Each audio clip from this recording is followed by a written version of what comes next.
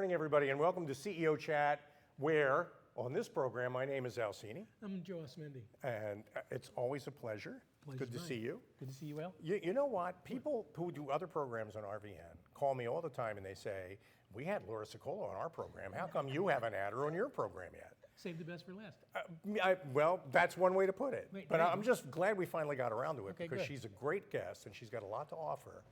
And Welcome, Laura. Thank you. It's just a pleasure to have you on the program. I'm so excited to be here. And it's really about coaching people so that their point is made in a way that is memorable. Yes. And you mentioned your approach involves 3 C's, so maybe we can talk about how you do things differently, and then we'll talk about some of the stuff you know. Great. There you go. Good. Sure. The general focus is it's one thing as a leader to be the brains behind the operation, to have all that knowledge and expertise, but you also have to be able to message your ideas, to get them across to others in a way that shows that you can be the face and the voice in front of the operations, in a way that'll get through to them so it makes sense and they get on board and get to yes. And that's what I call vocal executive presence, and that has the 3 C's, which are the ability to command the room, connect with the audience, and close the deal. That's what it's all about. Command, connect, and close. Yep. And you know, it's interesting as you're describing that because an awful lot of people who never make it to CEO will be frustrated that they feel as though they're equally competent, maybe even better, but and they were passed over for this position. But Yep. a lot of times the CEO is not necessarily the smartest person in the room. It's the person who communicates the goals of the organization most effectively. And the idea of what does it mean to be the smartest person, right? Intelligence is not a single number, despite the fact Right. what IQ tests would like you to believe. There's all kinds of intelligence, and a big one is, can you make other people understand what you know? Yeah. And it's not just about are your number crunching skills better than anybody else? And if you can't get people to see your vision, then you're not leading. You're just boss. Yeah, you're just and the that boss. changes everything. That's okay. And you've written a book. Yes. Looking at the title, it's called "Speaking to Influence." I want to make sure I have this turned around right. And it's on Amazon, Yes, I'm it is. assuming. Yep. So the 3 C's, I guess, are covered in this book? They absolutely are, yes. All And right, it's great. available, of course, in paperback, but also in ebook and Audible. So if you can stand listening to me for 25 minutes or so here, then I think we can, get a I'm few pretty more sure. hours worth on the Audible because I do my own narration. Oh, you do? Well, Good. I can tell you, we couldn't wait to listen to you for 25 minutes. So we're just glad you're here. Now, I know you've also been posting on LinkedIn about the Yeah. Democratic nominees and the debates. And you're watching them, Yes. but not from the point of view of rah-rah Democrat or No, not at rah-rah all. Republican. It's not partisan at all. You're just looking at the messaging Yep. and the way they're expressing their points. What are Correct. your takeaways from that? The primary takeaway is that the Democrats have not learned their lesson from 2016. Really? Yes, if you want to go back to my earlier post, I had done an analysis in 2016 of the Trump and Clinton messaging strategies and their campaigns, again, nonpartisan discussion, but just Right. looking at what were they doing, what was working for them, why, and then what could we as leaders learn from them in being more effective messengers of our own. Right. And some of the things that he did incredibly effectively that she did not at that time was just things like, can you get your core principles into sound bites? Into a 10-second thing. Yes, I mean, literally like 2 to 5 word simple messages. Literally. And things like, I mean, let me ask you, what do you remember from his campaign in Oh, 2016? build the wall, make Build sure the who's wall. going to pay for it. I mean, there were Sure, build things the that he wall, would say make over and over America again. Great again. You know, all these Great slogan, by the way. Repeal Obamacare. Yeah, yeah, 2, yeah, 3, yeah. 4 words, action verbs, concrete, visible outcomes that you Right. could imagine the difference between now and then. And she had none of that.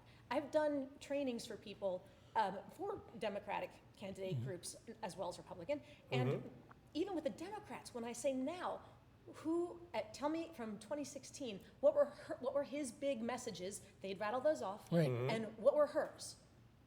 Silence. Dead Wow. silence. Dead silence. At best, I'd get stronger together. Well, that's nice, but that's not a campaign But yeah, I promise. don't know what I'm supposed to do That's a based on that. context of how we're going to achieve something, No. and a community of sorts that we would like to create. But to do what? What are you going to do with that nice environment? That's why nobody bought into her, because nobody could say what she stood for. Good messaging in the campaigns needs to be able to get it into sound bites where people can then repeat it, if only to tell you why they don't Right, like it. right. Talk over the water cooler at the coffee pot and say, I can't believe he's going to build a wall. Fine, but by talking about it more, they evangelize for you. They're evangelizing Yes, they without are. meaning to. They're Otherwise- actually carrying his message. Correct. And Correct. Which works for him. And it will work for them, but they're not learning that. If you look at the all 4 days of the first 2 rounds of this year's Democratic primary debates, nobody has those sound bites. A few slipped in here and there, but they were in passing. They were not intentionally started, referenced in the middle, and bookended at the end with, here's what I'm going to do, here's what I'm going to do, here's what I'm going to do. How important is body language? Huge, hugely important, because if you don't have the body language that is that reinforces how you feel about what you're saying, it undermines your credibility. And you want to feed people into it. If you look at, for example, the difference between the head motions of Elizabeth Warren and Kamala Harris. Okay. When Elizabeth Warren is talking in frustration about all the stuff that needs to stop, her head does this constantly. It's the frustration. But the messaging is no, not this, not this. But I don't know, okay, I know what you want to stop. I don't know where we're going with it, and it's still a negative impression. Correct. Right. Kamala Harris, when she talks, she does hardcore, almost bobbing with her head, but she's going, don't you agree? Don't you agree? Okay. So it's subliminally implanting yes into the minds. Now, you don't want to be a bobblehead doll all over the place, but those are the little things that will associate meanings and responses in the people. It's funny, as you were talking, I was thinking that a lot of people think selling is about beating the competition. And a lot of times we focus on that. Sure. But in the case of the political debates, and often in selling, it's about getting somebody to do something. Because the real competition is nothing. Correct. The real competition is people are just going to leave and not vote for anybody or not do anything. Right. Motivating people to take an action is really what you're trying to do. And I can see where that command the room, connect with your audience, close the deal. Yep. Make sure you close the deal. I can see where that's really critical. And on the second night of this round of debates, they did a better job of it, except for Tulsi, you were saying. Yes, so a big difference between, if you look at round 2, there were the 2 nights, nobody in round 1. And then in round 2, on the first night, Bernie Sanders was the only one who closed his final talking points, his closing statements, with a call to action. A simple instruction of what to do. If you believe in this, go to berniesanders.com to be one of the millions to do this for this outcome and result. Right. And nobody else did it that night. And I think the second night, all the candidates had gone, oh my gosh, that was a great idea. We need to know where to tell people. Right, he was the only one. So everybody, sadly, except Tulsi Gabbard, seemed to have gotten that memo. Because 9 out of 10 people the second night closed with go to this website. Now, there were those who do this. Right. There were some who did it much better than others, who explained why you'd go there. If you believe this, if you want this result, then go here and do this. Those were the stars. Some of them did it great. Some botched it completely. God help him, Joe Biden. He was trying to be different. It's not a website. It was a text. It was supposed to say text Joe to 30330 or something along those lines. Except he said go to Joe 30330. Sounds like a website. There is no website. So you gave him wrong and if you're going to have a call to action, you can't botch it up. I mean, I get there's pressure and stuff. Now that speaks to preparation. Yes. Really, Yeah, a lot as of it. handlers. Are you prepared to deliver that last line? Right. And I think a lot of people in their heads think, well, that's not. It's so simple. I don't really need to practice that. Yeah. But you really do need to practice that close. Yes. You've got to know what words you're going to say. And because if you start to stumble on that, then you're pretty much stepped all over it, which is a bad thing. And it's sad because on the one hand, his was unique in that it wasn't a website, it was a text thing. Right. So it should have connected with a younger audience in many ways because it's more modern. But by botching up the delivery, it just sounded like grandpa's trying to be cool. Trying to, and doesn't make know. my Wi-Fi work. Right. It's like, let's go on to the Wi-Fi computer and do a Twitter thing. No, that's not no. If you're trying to get It's like, younger. good try, old man. And we live in a world where it's possible for older candidates to earn younger. Look at younger Bernie. support. I mean, my gosh, Bernie's Sanders done is a master at that. So he just needs to, so that's getting us to what you do. So in an engagement with Laura, if I resonate with the message and how you can make me a better version of me, Sure. What would my engagement with you be like? Where do we start? So assuming we're looking at, there's 2 options really. There's one is the one-on-one coaching engagement, and one would be a team training. Bring your C-suite team, bring your sales team, your whoever it happens to be, and we'll do a day training. But for the one-on-one coaching, what we're really looking at is where do you need to have greater influence? With what audience? do you feel like you don't have the relationship you need to have? Where don't you have the pull that you want or the reputation that you need to get the results you want?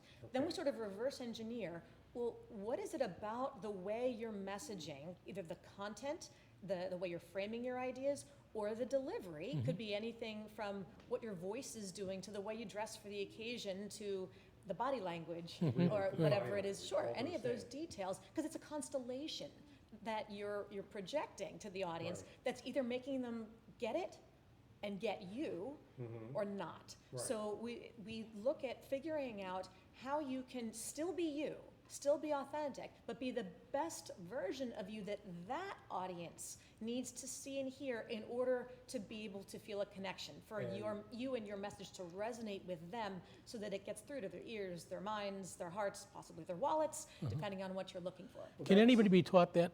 Yes. Yeah, and that's, what's so valuable about this is that you're working with people based on, not everybody can do things perfectly. Correct. In any particular context. And you can tell by listening to somebody what some of their basic tendencies are and what they probably won't be able to change. Oh, yeah. But there's always one or two things that anybody can change to improve the pace of the way they express themselves or make the points that they need to make. Sure. And your job in that engagement is to try to find that for people. Yes. So, That's for great. example, I've been working with some senior executives at a financial asset management group where they're looking to do some more public-facing either videos or other educational programming to inform more people, to be more relatable to their clients, to their advisors, to whoever else. And these are some of the most brilliant financial minds in the world. Right. But on a webinar screen, it can't just be numbers, because nobody has to tune in. Right. You have to have a little bit of charisma in there somehow. You have to be able to take that expertise and make it relevant and comprehensible and interesting for people who are both very market savvy and want to know more, and those who maybe are new clients and new investors and don't know much of anything about the markets, but are tuning in because they're trying to start the process of learning. How do you not, quote unquote, dumb it down or water it down for the lesser knowledgeable, but in a way that still makes it valuable for those who have more knowledge? How do you improve your storytelling skills? Correct. How do you make And a it's not relatable story fairy out tale. out this day? Anybody out there who's watching and thinks that they can put a fine point on the points they made, Laura Sicola is a person to call. We're going to take a break, Laura, then we're going to come back maybe and talk about your work with teams. Sure. That sounds very interesting. Terrific. We'll be back with more CEO Chat and Laura Sicola after these messages. Stick around. Say we've got grit, and we'll take it as a compliment. Because it's our uncommon drive, our spark within, that brings us together and sets us apart. We are temple made. And when others take shortcuts, when others take breaks, when others take the easy way, we take charge. Add us on social media to watch bloopers, behind the scenes footage, previews, and more.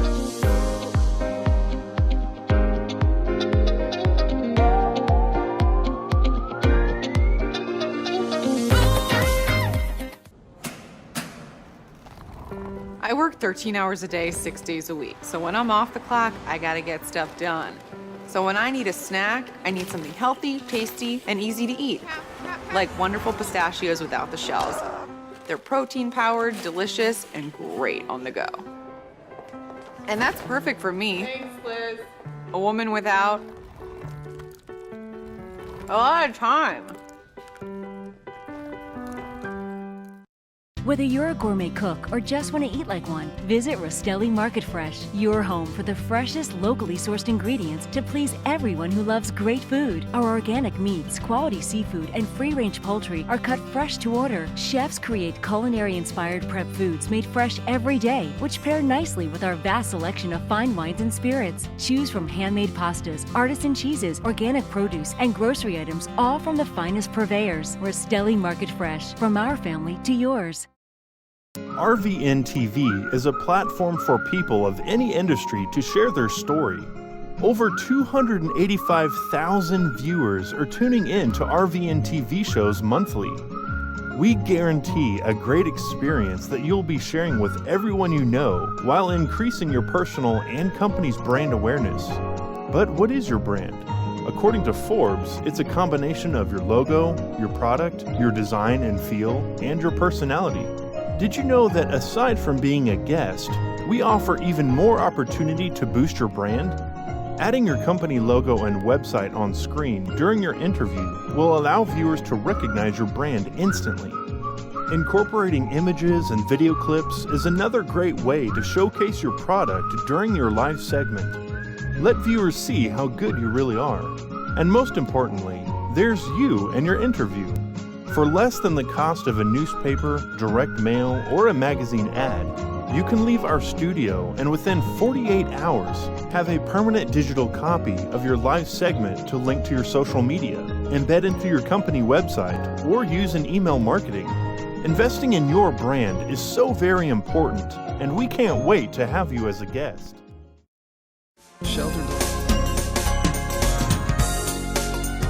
There we go. Welcome back to CEO Chat. My name is Alcini. I'm Joe Osmendi. And this is Laura Sicola. Dr. Laura Sicola. Dr. Laura Sicola, who is a best-selling author, New York Times bestseller list for 3,255 weeks in a row. Really?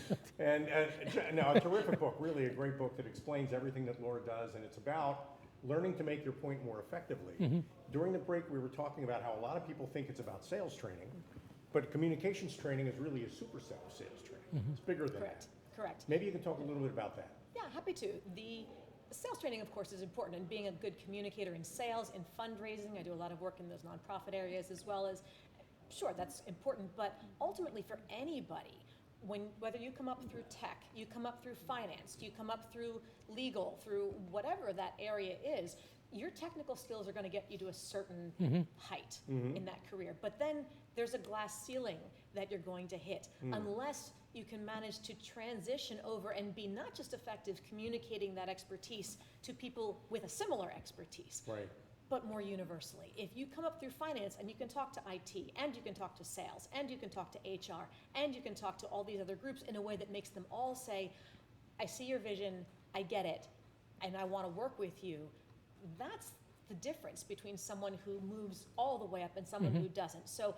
actually comparatively minimum of my work is specifically with sales teams directly. It's more with the IT, the finance, the HR leaders who are at that point and want to get to the top. And they know that that ability to communicate with a wider audience internally and externally is going to be the make or break difference. It's the missing link. The power of the question, what is it you do for a living, or what is it your company does? Sure. Your opportunity to answer that question affords you a window of time, not forever. Sure. If you dive into the technical details of what you actually do in your job, you'll lose the audience you're trying to win.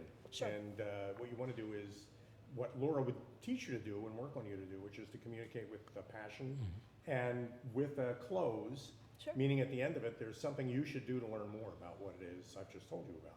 Well, those are certainly factors, absolutely. Yeah, And sometimes it's about how you open. Do you have an easy entry that makes people want to learn more? Do you, and in the middle of it, when you're explaining something, do you break it down in a way that they can get it? You know, do you get stuck with the expert's curse, which is where you know so much about something that you sort of don't remember or otherwise get why it's not obvious to everybody else, and or how much detail they should already know, would need to know, would want to know. If you can't read your audience that way, you're going to lose them before you even start. So the ability to identify what they need to know and how you need to get it to them is an incredibly important factor that's going to make that connection There's happen. nothing worse when I listen to somebody so technical that I get lost. And I think that's what you do. You really get that. More the person you're trying to explain Right, it to. exactly. I mean, you could really, that would be. Okay, now I was reading Speaking to Influence while you were talking, I must say. It's a great book, by the way, on Amazon. Mastering Your Leadership Voice, which is something I really need to work on. Okay. And I'll get started right after this, now that I've got access to the book. When you're, it's not though just about the way you project and what you say. A lot of the advice you're giving here is mechanical advice, like how do you use a microphone? Sure. I mean, a lot of people really don't know they don't know the mechanics of how do you get up in front of a group of people and use all the resources that are in front of you. So you Correct. help with that too. Yeah, there's all the little details. You can have the perfect speech presentation outline of whatever you want to Right. convey, but you do have to think about the actual mechanics involved. You do have to think about things like, if it's a handheld mic, where do you hold it? Do you know that most microphones are what's called unidirectional? So if you hold it here, like you're going to blow across it like an old jug or something, that's not going to pick you up. You're going to end up sounding like this, as opposed to holding it outright. Watch any of the American Idol Sure, or the those way kind of they singing sing into courses, the they way all they sing hold into it the like song. that, right? Because Right. the microphone picks up the sound better. You get a clearer, fuller sound through the room. If you have to listen to somebody talk like That's this, going to be, they could be, For an it doesn't hour. matter how wonderful what it is they're saying, it just you're losing the undermines effect your of it. effectiveness. That's Exactly. important. Now, a friend of mine used to talk about this thing called the Franken-Deck, which is the Frankenstein PowerPoint deck. Nice. That includes everything you ever thought you'd ever want to say to anybody. Yep. That you feel you always have to walk dutifully through and you can't skip anything. What do you say to somebody that's fixated on that? Death by PowerPoint. Seriously, so that's if you what it want to is. kill people with your presentation, fine. So think of it this way. There's a relationship between the presenter and their slides. And that relationship, we're going to go into a little music history here, is not a Sonny and Cher relationship.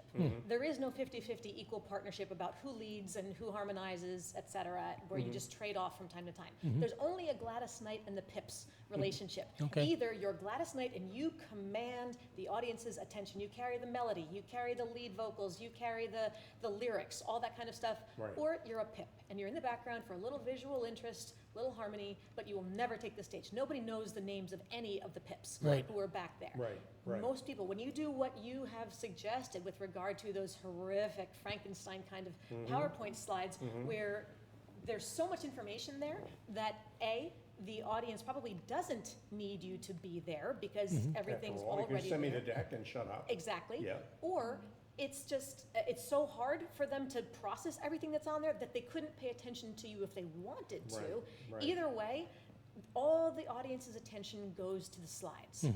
That becomes Gladys Knight. You have relegated yourself to Pip status. Who wants to be a Pip? Nobody wants to be a Nobody- Pip. nobody does. Not in that role, at What you've least. done is turn the whole presentation over to the PowerPoint deck. Correct. And all you're doing is jockeying slide after slide. You have no role really Correct. in this. You have relegated, you've basically made yourself obsolete. That's a mistake. In the process. Huge mistake. Huge If you're mistake. trying to say, I'm the leader, pay attention to me, here's supplemental information, but I want a connection with you.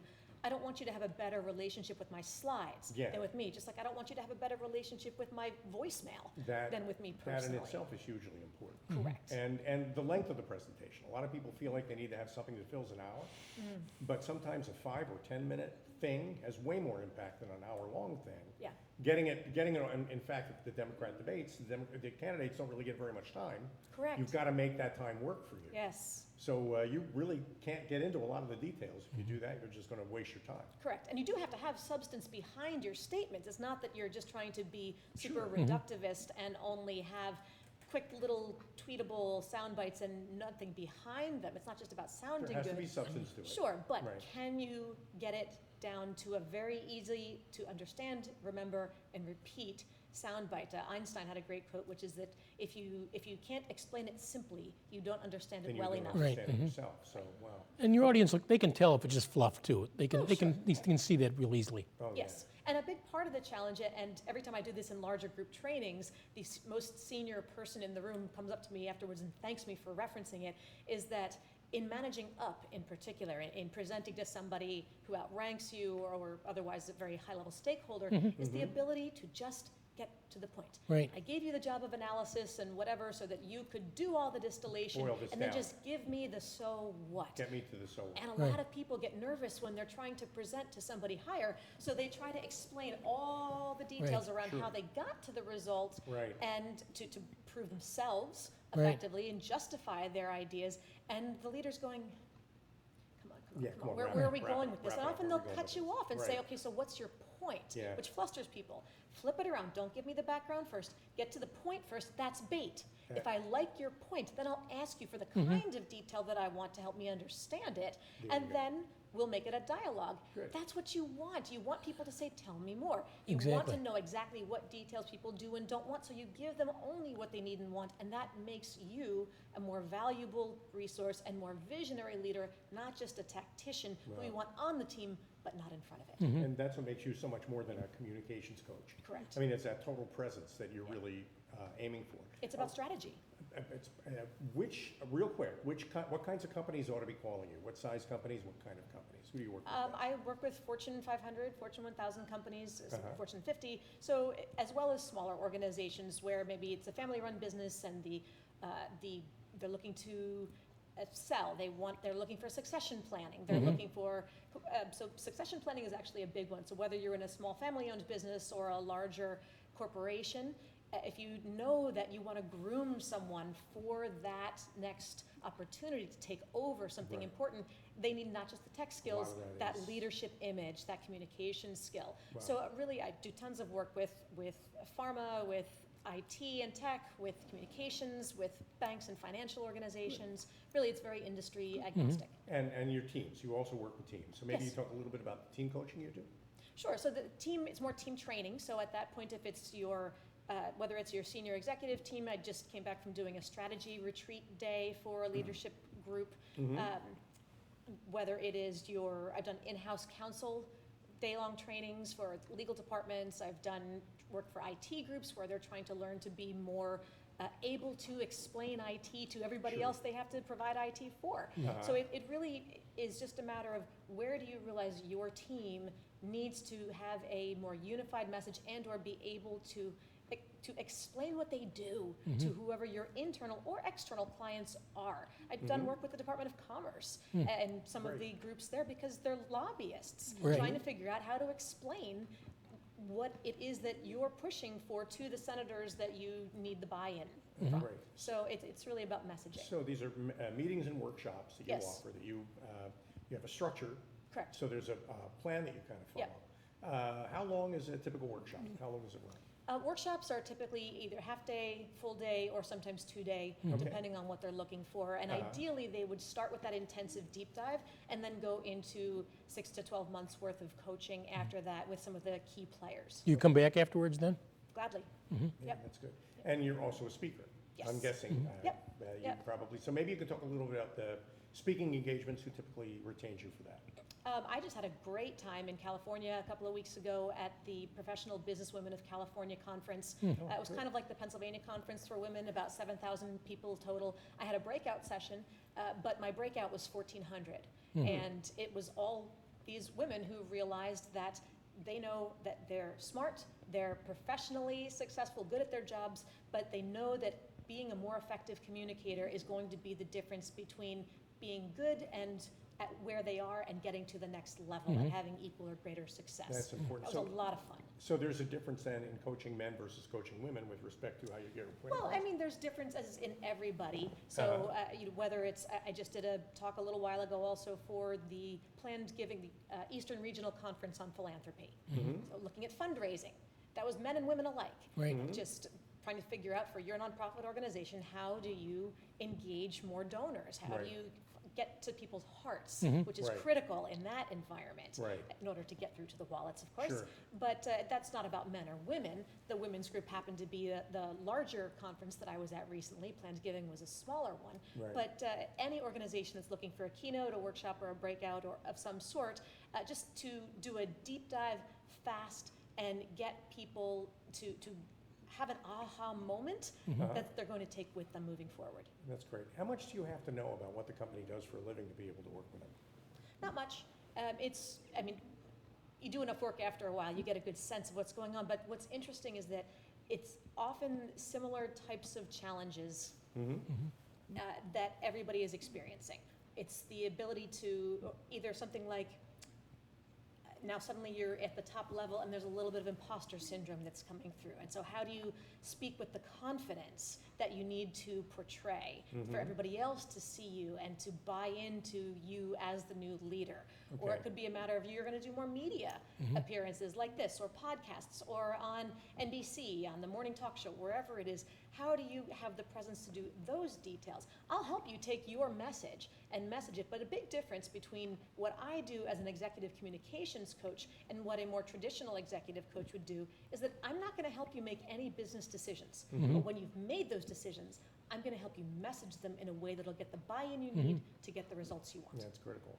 You mentioned imposter syndrome.